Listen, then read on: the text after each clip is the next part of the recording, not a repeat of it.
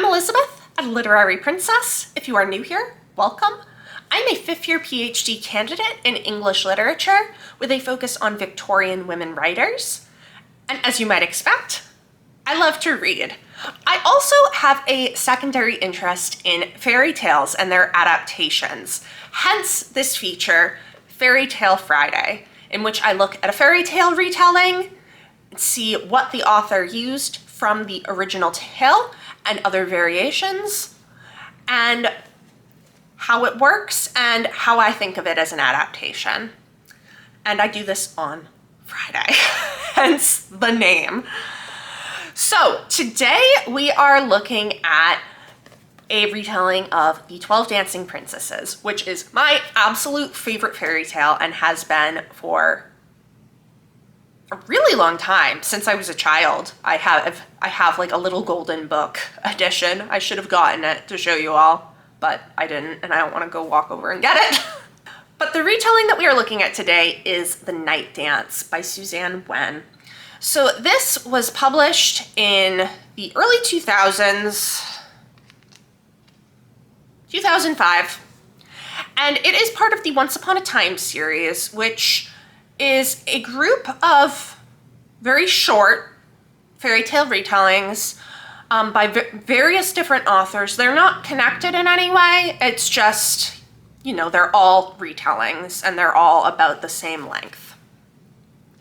So we are going to first do a brief summary and history of the fairy tale, and then examine The Night Dance as a retelling. I will then give my final thoughts and afterwards some reading recommendations.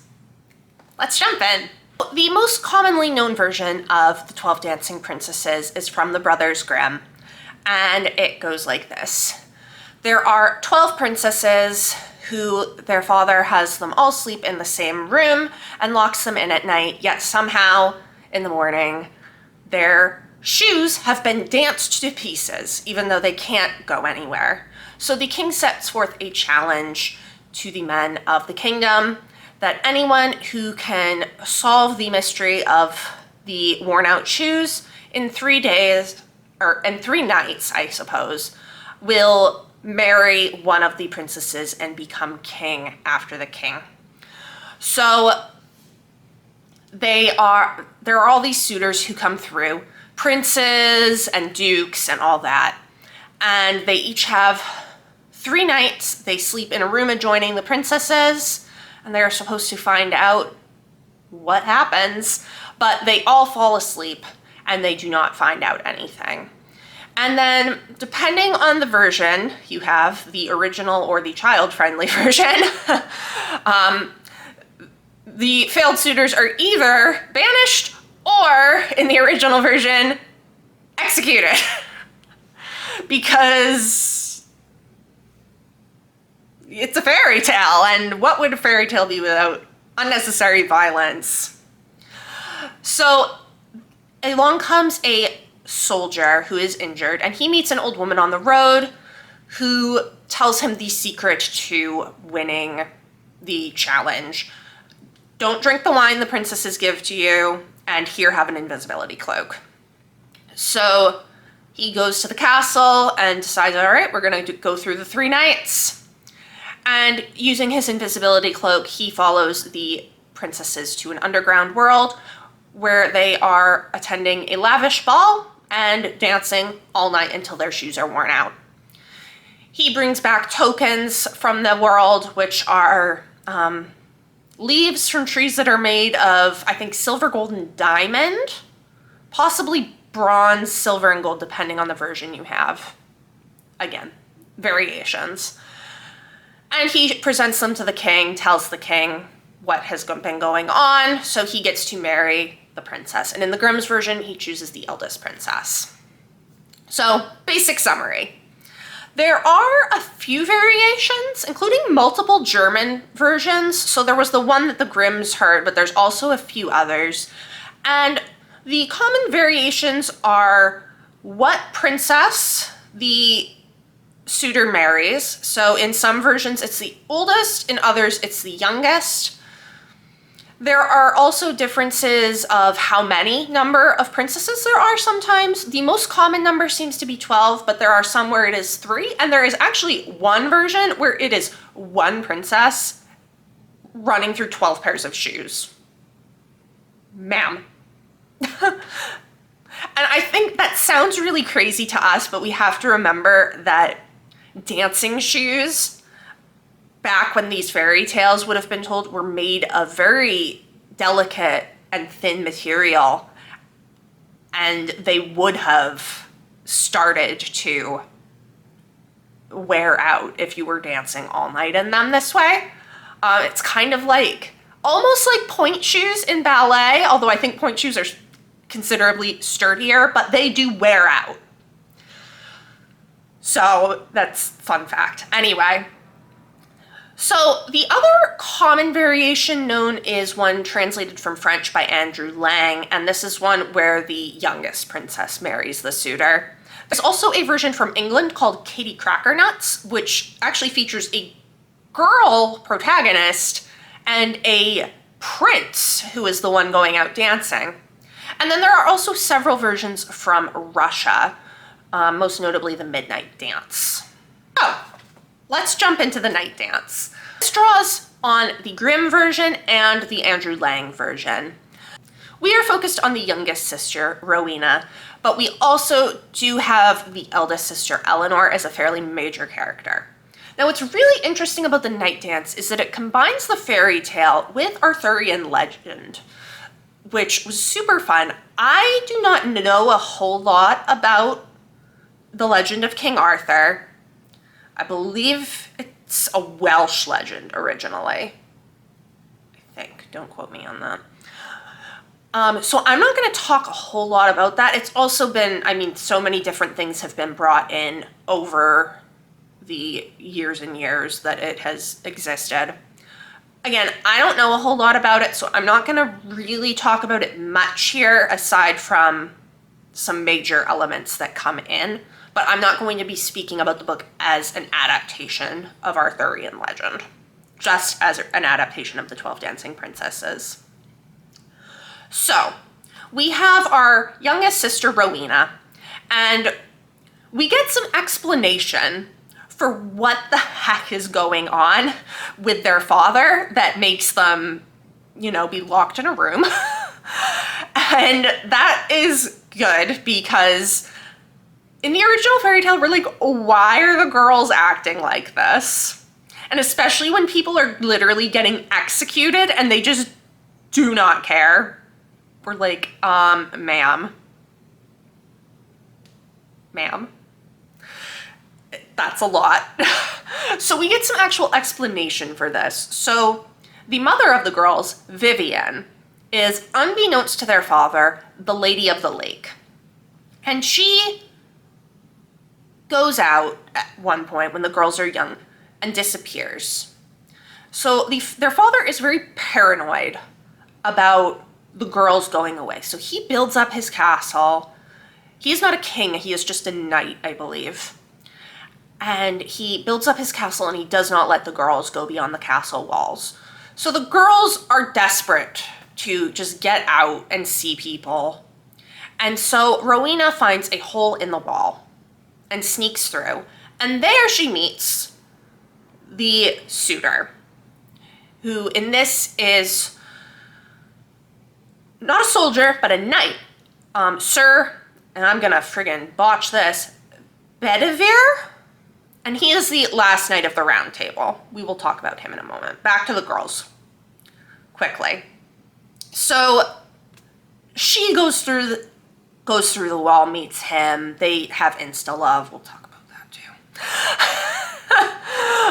But the father finds out and closes up the hole in the wall. But the girls are all still so desperate to get out, and they end up finding a secret passage under their bed, which leads them to the underground world.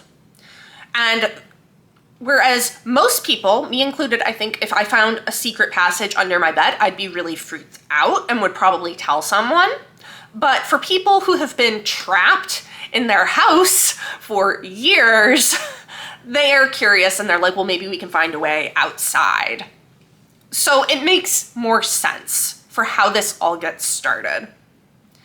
So Sir Bedivere,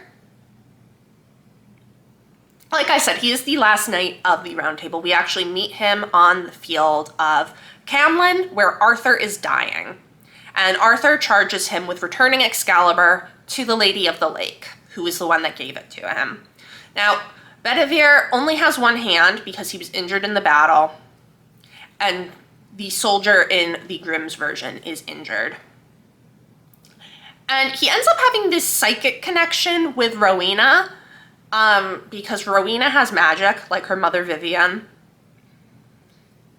And he gets pointed toward their castle by that psychic connection instead of by a magical helper, like the old lady giving the cloak and the advice. One of the most interesting things about the 12 Dancing Princesses as a fairy tale to me is that there is no actual villain. Like, usually, you know, you've got the evil stepmother, or the wolf, or whoever. There's a bad guy in most fairy tales. There is no bad guy here. It is just these princesses kind of acting weird.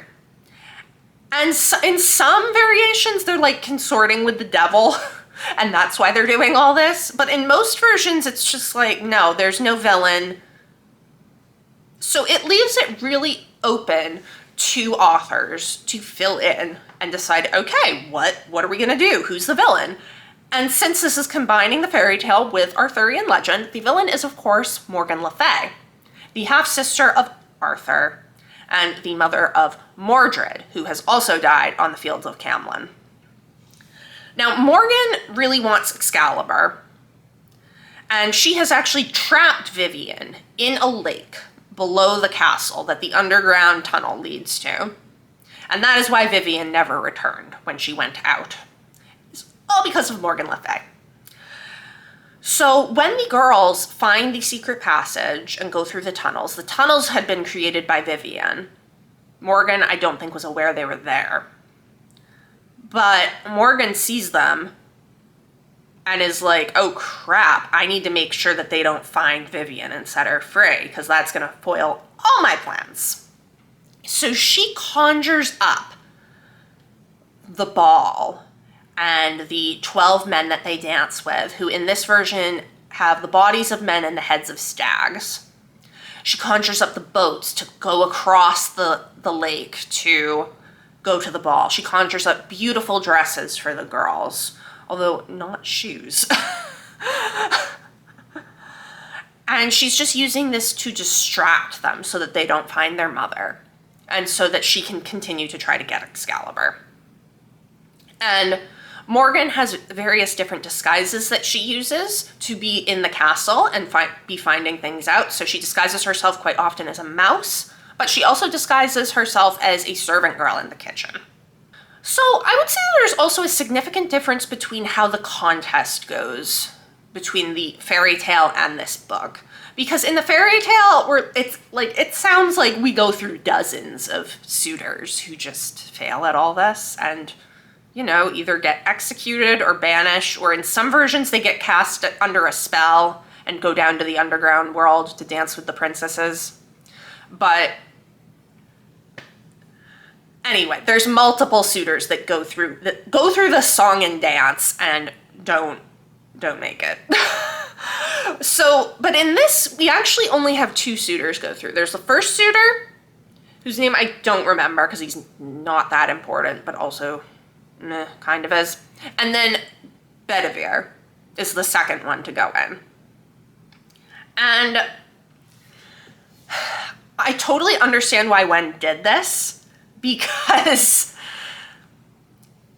she goes with she does not go with the execution method, but she does go with the death method, or the almost death method, because the first suitor is given cider by the eldest daughter, Eleanor, who has gotten it from it's a sleeping potion that one of the stag-headed men gave her, which means it was given by Morgan Le Fay, so it's not good.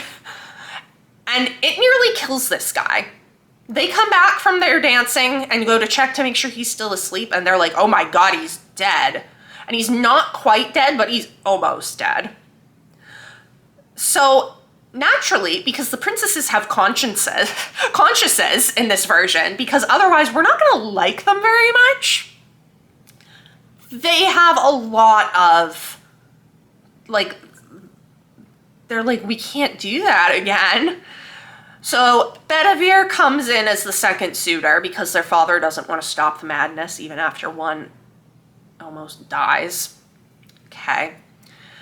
And Rowena brings in the cider and tells him, don't drink it. The last guy, like, is almost dead. It's almost dead, plus it would put you to sleep. So if they had more than just the two come in, like, at that point, you'd have to start holding the girls kind of accountable for poisoning these people. So I get why she did that. It does, however, take away from some of the building of the suspense, I think, personally. The first suitor ultimately does not die. He is revived, and he ends up marrying Eleanor. We'll talk about that in my thoughts as well. So the last thing that I kind of want to talk about is the forests of the bronze, silver, and gold. They are here. And in the original fairy tale, the forests are like kind of, they have to walk through them to get to the lake, where they then cross over in boats and go to the ball. In this, we don't see the forests until the very end. And the princesses and Bedivere are trying to get out of the tunnels. Bedivere has followed them down. They end up finding Vivian. Bedivere finds Vivian and gives her Excalibur, and then the stag-headed men turn on the girls and are attacking, so they are trying desperately to get out. And Bedivere and Rowena get separated from the group, and they end up wandering through these forests.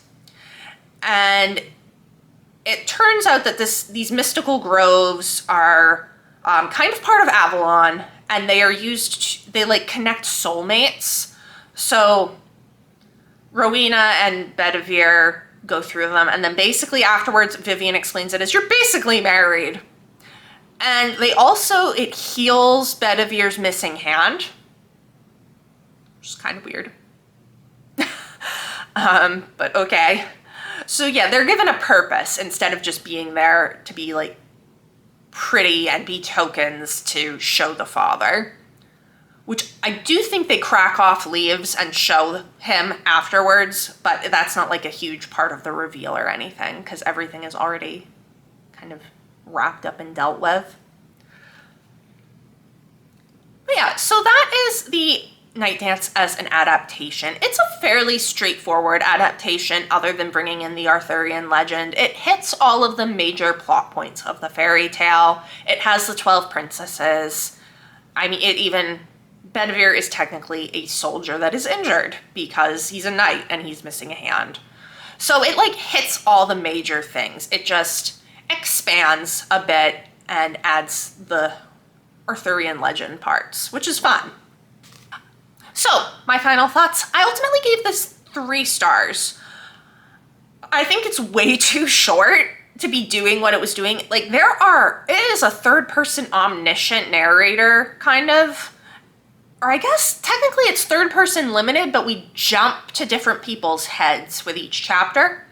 So it felt too broad. Like there's too many points of view for how short of a book this was. Like that can work with something like Game of Thrones where the books are like that.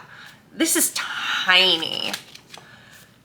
So as a result, none of the characters ever really felt fleshed out.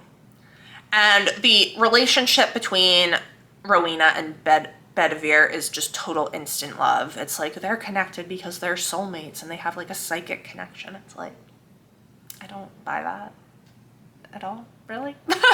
Like, no. As I said, none of the characters are fleshed out. That is actually a common problem with retellings of the 12 Dancing Princesses because there are 12 of them.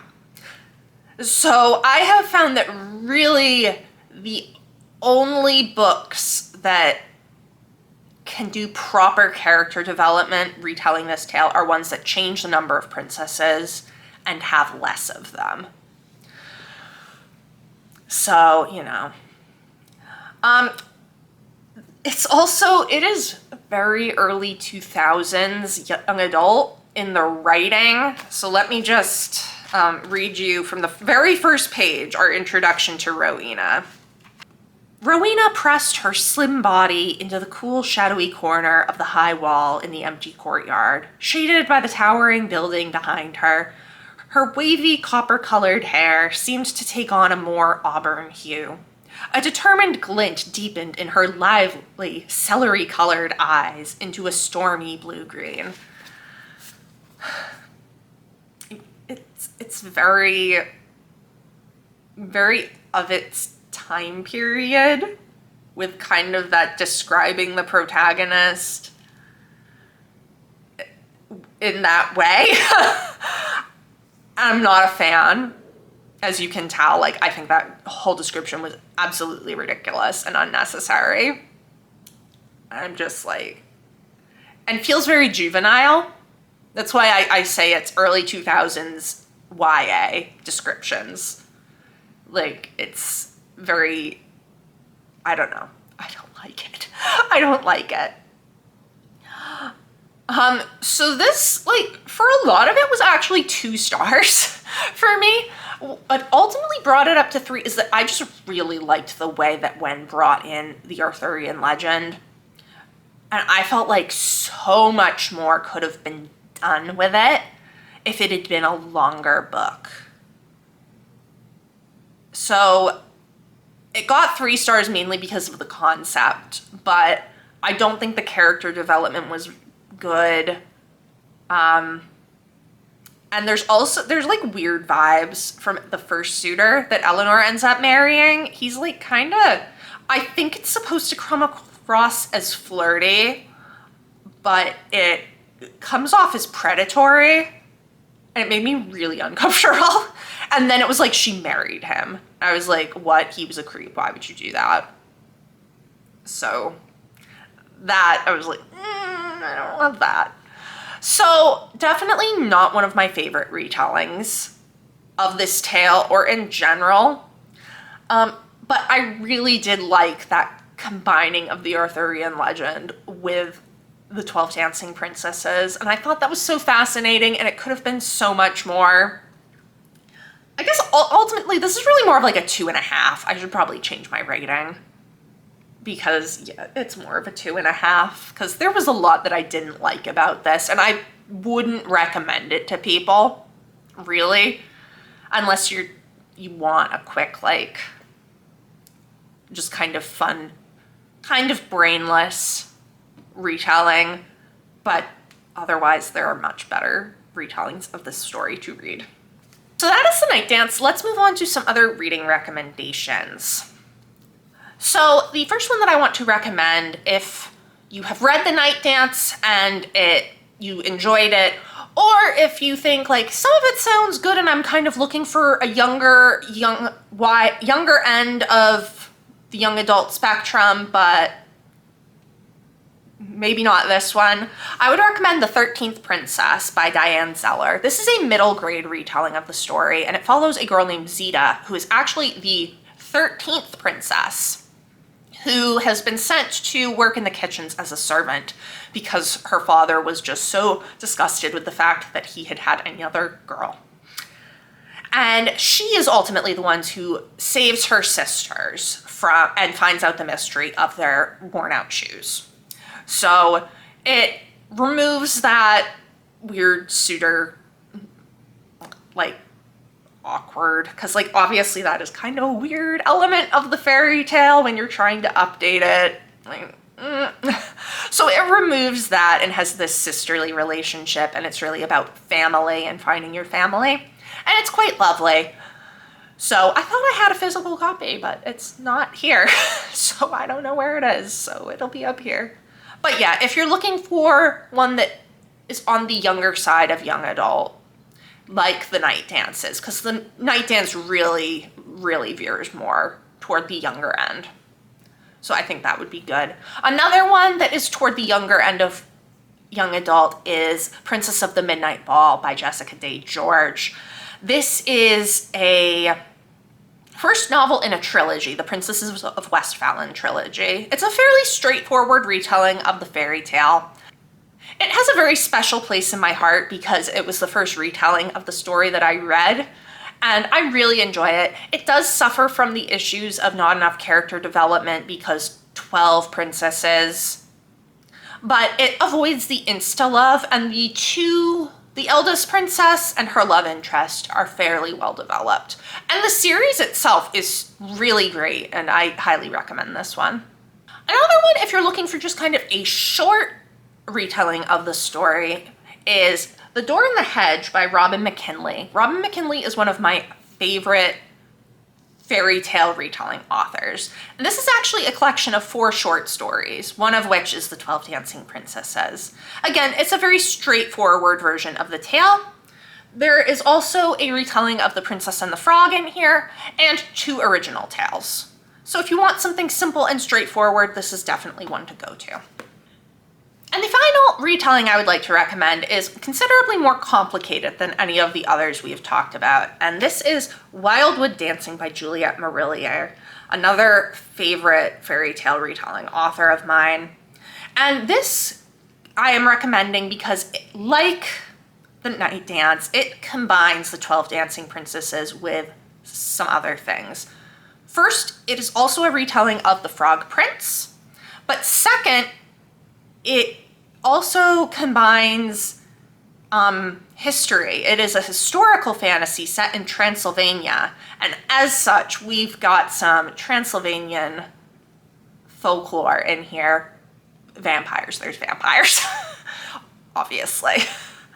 So I think that that's a really interesting combination, and because it is a considerably longer book, and I would argue Marillier is just a better author than Weyn, at least at the point that the 2 books were written at, it is a much more satisfying combination of stuff. I would have loved if Juliette Marillier had written the combination of Arthurian legend with a fairy tale. She'd do a great job. So yeah, highly recommend this one. It also has better character development because it cuts down on the number of princesses. I think there's only 4 or 5 of them. Much more manageable than 12. I would also like to recommend a collection called 12 Dancing Princesses, Tales from Around the World. This is edited by Heidi Ann Heiner, and it is just a collection of all the variations of the 12 Dancing Princesses tale. I have read it, I really enjoyed it, I got it on my Kindle, and it's just fun to read through and see the different variations and how different cultures translate things differently. And also what stays the same. So, that was The Night Dance, and those were my reading recommendations. Let me know down in the comments below, have you read The Night Dance? What did you think of it?